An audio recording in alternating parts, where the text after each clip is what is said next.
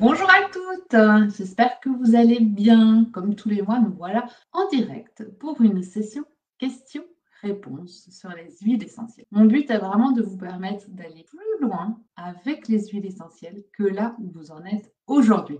Et aujourd'hui, c'est la dernière session questions-réponses de l'année. Donc, on en a eu un tous les mois en 2023. Et là, décembre, on se reverra pour le prochain session questions-réponses en janvier. Alors, pour celles qui ne me connaissent pas, je m'appelle Alexia Jadot, docteure en pharmacie et experte formatrice en aromathérapie. Alors, depuis plusieurs années, je forme des thérapeutes à conseiller ou prescrire les huiles essentielles. Et pour ça, j'ai mis en place une plateforme de formation certifiante en aromathérapie et la formation dure 2 ans. Donc, pendant 2 ans, je vous accompagne sur ce magnifique chemin que sont les huiles essentielles. Si ce n'est pas encore le moment pour vous de suivre une formation, n'hésitez pas à télécharger votre guide et le lien juste en dessous de la vidéo. Il vous livrera les 9 erreurs à éviter lorsque vous débutez avec les huiles essentielles. Donc c'est vraiment votre bible de chevet si vous vous lancez vraiment dans ce milieu passionnant que sont les huiles essentielles. Je suis belge, vis à Montpellier et j'ai été formée à l'aromathérapie scientifique avec Dominique Baudou en Belgique. Et maintenant, c'est à moi de vous transmettre toutes ces connaissances et ensuite, si vous vous formez, à vous de leur retransmettre. Le but étant que le plus de personnes possible puissent utiliser les huiles essentielles en toute sécurité. J'ai tout d'abord une question de Marilène qui me demandait que faire avec l'huile essentielle de citron. Donc, que faire, c'est vraiment une question vaste puisque l'huile essentielle de citron, on peut en faire plein de choses. Donc ici, rapidement, je vais donner déjà quelques astuces. Alors tout d'abord, on le voit en profondeur dans la formation certifiante, on parle d'huile essentielle et il est autorisé de parler d'huile essentielle, mais en fait, ce n'est pas une huile essentielle à proprement parler, puisqu'elle n'est pas obtenue par distillation à la vapeur d'eau, mais simplement par pression du zeste. Et donc, on parle plutôt d'essence de citron. Mais vous verrez que dans le langage courant, tout le monde parle d'huile essentielle. Alors, on est en période d'épidémie, on est mi-décembre, il y a beaucoup de pathologies. Il faut tout d'abord savoir que l'essence de citron est un très bon assainissant. Donc, vous pourrez en mettre quelques gouttes dans votre diffuseur pour assainir la pièce, ou lorsque vous mettez du gel hydroalcoolique sur les mains, rajoutez une petite goutte d'essence de citron dedans, frottez et vous aurez encore un pouvoir assainissant beaucoup plus important. Ensuite, l'essence de citron est un draineur doux, comme je l'appelle, c'est-à-dire qu'il est capable de drainer énormément d'émonctoires et donc de détoxifier notre corps. Que ce soit au niveau du foie, puisqu'il va alors drainer notre foie de manière douce, légère, mais quand même en profondeur. Il est aussi un peu un protecteur du foie. C'est pour ça qu'on utilisera l'essence de citron quand on utilise des huiles essentielles dites hépatotoxiques, donc toxiques pour le foie. On va aller protéger celui-ci avec de l'essence de citron. Vous voyez, il a vraiment déjà là beaucoup d'indications, mais ce n'est pas fini. Il est draineur également du rein, et donc il va aller drainer notre rein en douceur. Il permet aussi de dissoudre les cristaux. Donc si on avait des cristaux qui seraient accumulés dans le rein, mais il va les dissoudre. Ça évite évidemment les crises de pyélonéphrite et de coliques néphrétiques. Il a également de belles propriétés digestives. L'essence de citron, c'est ce qu'on va utiliser pour tout ce qui est nausée. C'est une huile essentielle douce qui a un goût agréable. Et pour la femme enceinte, par exemple, dès le premier trimestre de grossesse, on va pouvoir aller lui faire respirer, je l'ai pris ici pour vous, on va pouvoir aller lui faire respirer de l'essence de citron directement. On ne pourra pas lui faire avaler malheureusement, mais respirer sans problème. Et ça pourrait déjà faire passer ses nausées. On pourra, pour les nausées, faire avaler également de l'essence de citron. Je vous montre, je vous l'ai déjà montré plein de fois, mais je vous remontre parce que vous savez que j'adore cette huile essentielle et que j'adore la manger. On verse 1 à 2 gouttes, hop, 2, on lèche. Et là, j'ai un effet à la fois détox, que ce soit de mon rein ou de mon foie. Donc là, je me suis fait à la fois un drainage du foie, un drainage du rein, un effet anti-nausée, soulagement digestif, mais aussi, si vous avez de l'acidité, l'essence de citron peut tout à fait soulager l'acidité. Donc dans les huiles essentielles anti-nausée, vous aurez par exemple l'amande poivrée, le citron, le gingembre. Donc ça, c'est bien connu. Pour les huiles essentielles acidité, vous voyez, vous avez l'amande poivrée, la camomille qui peut fonctionner et le citron. Donc, Marilène, tu vois, on peut déjà faire beaucoup de choses avec cette essence de citron. Mais ce n'est toujours pas fini et il possède des propriétés vitamine K-like, donc circulatoires. Qu'est-ce qu'il va faire? Il diminue la perméabilité des capillaires sanguins, il en augmente la résistance et il fluidifie le sang. Donc vraiment, au niveau circulatoire, ça va vraiment améliorer tout ce qui est circulatoire. Donc là, je vous ai résumé très rapidement, parce qu'on a quand même que 30 minutes devant nous, ce que peut faire l'essence de citron. Et vous voyez, c'est déjà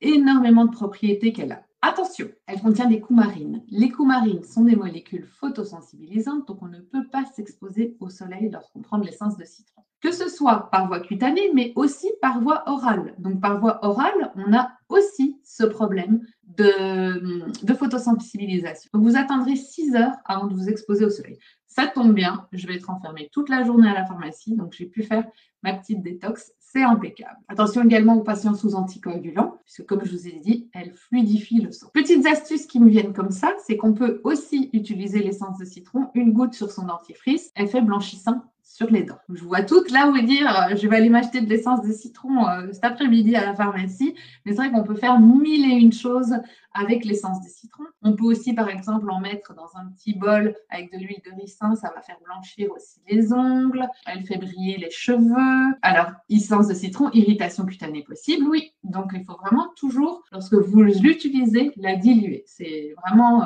une huile essentielle qu'on n'utilisera pas pure sur la peau. Ça, c'est vraiment très important. Vous pouvez l'utiliser dans vos produits ménagers, dans votre alcool, votre vinaigre pour désinfecter. Voilà, donc là, c'est tout ce qui me vient en tête, mais je suis sûre qu'il y a encore plein de choses, mais là, je vous ai déjà donné un gros panel. Attention, le citron, au niveau détox du foie, est quand même moins puissant que le romarin verbenone ou la carotte, qui sont quand même plus puissants au niveau du foie. Mais voilà, elle a l'avantage d'être vraiment polyvalente, celle-là. Ils sont en train de faire des études, mais il faudra qu'on attende encore un peu. Donc, vous mettez très entre guillemets de ce que je vais vous dire. L'essence de citron contient du limonène. Et le limonène pourrait avoir des propriétés anticancéreuses. Vous mettrez ça très entre guillemets. Donc, pensez à moi dans 10 ans, vous verrez que effectivement, le limonène pourrait potentiellement être utilisé pour ses propriétés anticancéreuses. Pour le moment, il n'en est rien. Mais c'est quelque chose qu'on garde quand même un petit peu dans la tête. Voilà, donc ça répond à la question de Marilène sur le citron. Une autre indication, une goutte, on me dit, attendez, je vous montre, éclat des dents, une goutte sur le dentifrice à chaque brossage. Et on peut ajouter aussi une goutte de titri pour blanchissement et désinfection. Ongles, ricin, ajouter quelques gouttes, faire briller les cheveux, une goutte, voilà, c'est ce qu'on a dit, c'est impeccable. Alors, sinon, Mathilde qui nous dit, tu as répondu en partie à ma question en parlant des coumarines de l'essence de citron. Voilà, déjà, tu peux te dire par rapport à la question que tu posais sur quelles sont les huiles essentielles photosensibilisantes, que tous les agrumes sont potentiellement photosensibilisants. Donc ça déjà, on en reparlera pendant la formation, hein, Mathilde, si c'est quelque chose d'important pour toi. Alors, j'attaque avec la deuxième question de Daniel. Daniel qui me demande, concernant l'huile essentielle de camomille, peut-on l'utiliser en massage du ventre chez un bébé de 7 semaines?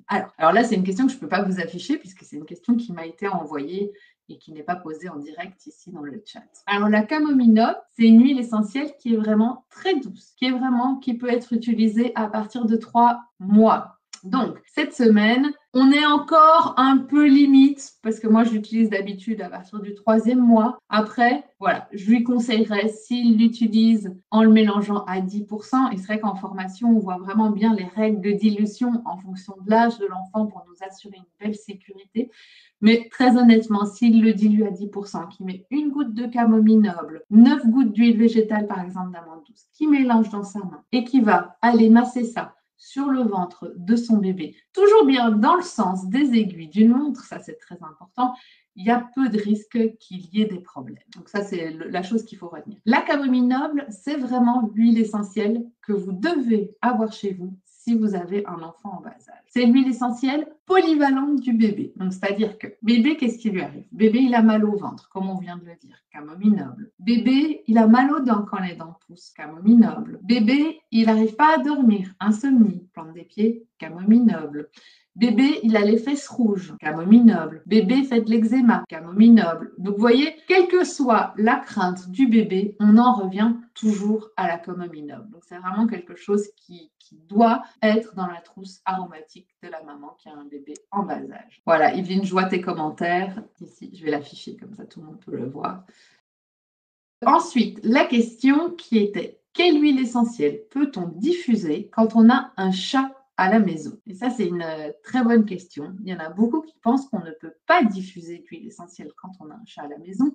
Et en fait, la réponse est oui. On peut tout à fait diffuser des huiles essentielles en présence d'un chat, d'un chien, de poisson rouge, d'une femme enceinte, d'un bébé. La seule chose, c'est qu'il faut bien sélectionner vos huiles essentielles. Donc, c'est important pour ça d'être sûr des huiles essentielles que vous allez diffuser. Et pour votre chat, de laisser une porte de sortie puis pour que le chat puisse quitter la pièce si vraiment l'odeur le dérange trop. Donc ça, c'est vraiment très, très important. Mais oui, vous pouvez diffuser. Et si vraiment l'utilisation des huiles essentielles chez les animaux de compagnie est quelque chose d'important pour vous, parce qu'on peut faire des merveilles, vous pouvez, où est-ce que je l'ai mis? Ah oui, je l'ai utilisé hier en formation, donc il est là. Vous pouvez aller acheter ce livre-là, je ne sais pas si vous allez bien voir, Guide pratique d'aromathérapie chez l'animal de compagnie par Pascal Debauche et Dominique Baudou. Il est merveilleux. C'est un petit livre, mais franchement, il y a toutes les pathologies que vous pouvez rencontrer chez le chien et chat, avec à chaque fois des superbes synergies, et même des synergies de diffusion. Donc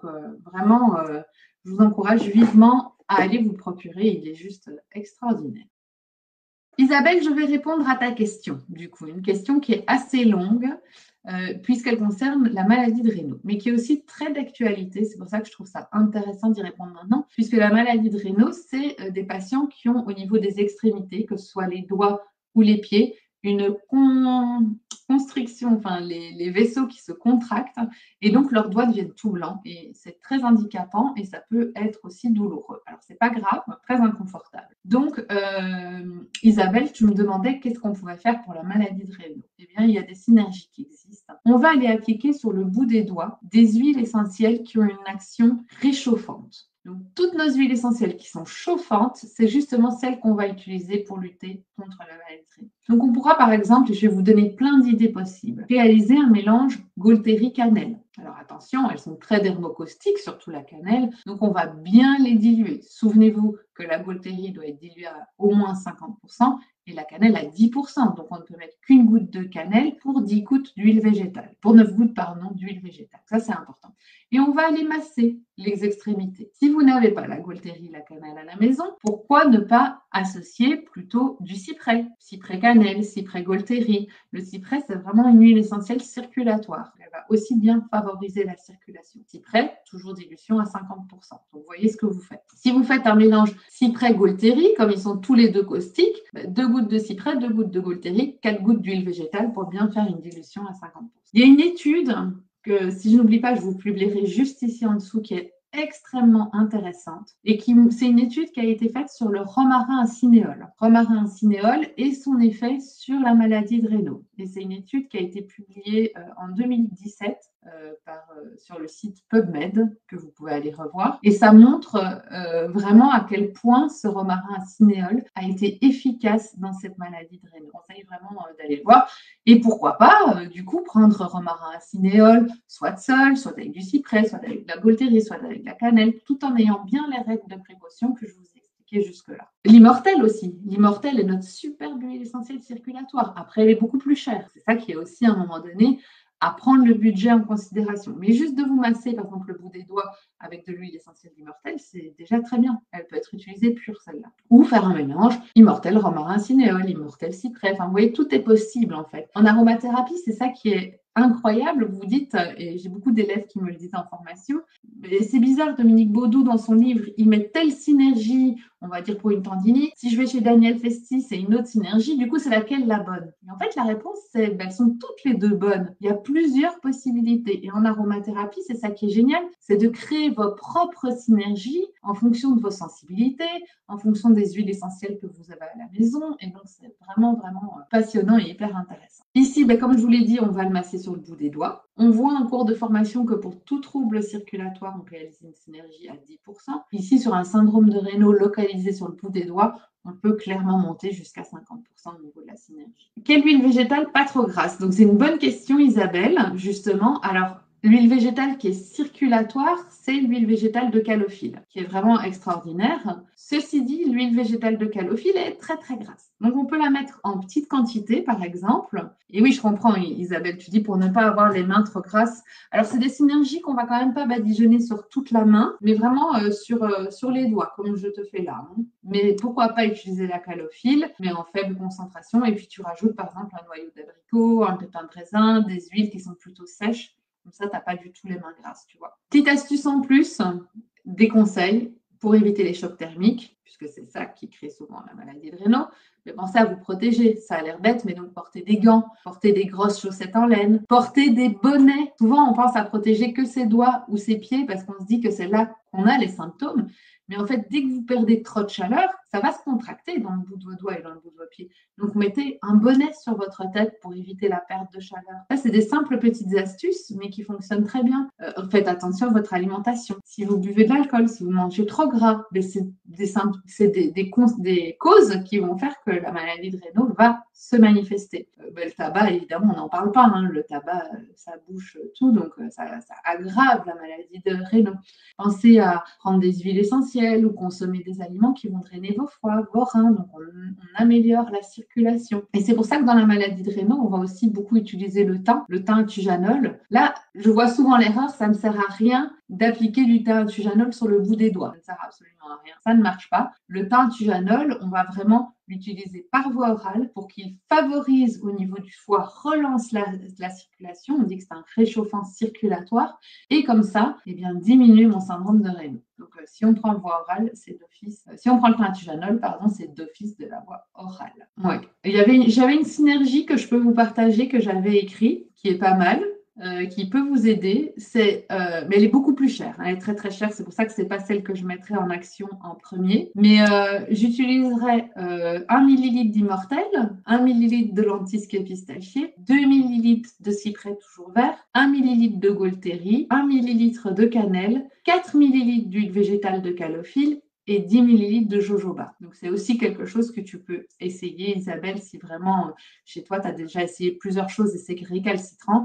Avec ça, ça devrait passer. Jojoba, si tu le trouves un peu trop gras, c'est pas grave, tu le remplaces par un pépin de raisin, alors ce sera tout à fait sec. Hein. En Gémeaux, vous savez qu'il y a la formation Gémeaux que vous pouvez suivre aussi et que je suis aussi passionnée de gémothérapie. En gémothérapie, pour ce qui va être syndrome de Raynaud, on va utiliser soit l'arbre de Judée ou le ginkgo, ou même un mélange arbre de Judée, ginkgo biloba, et ça toujours par voie orale, la gémothérapie.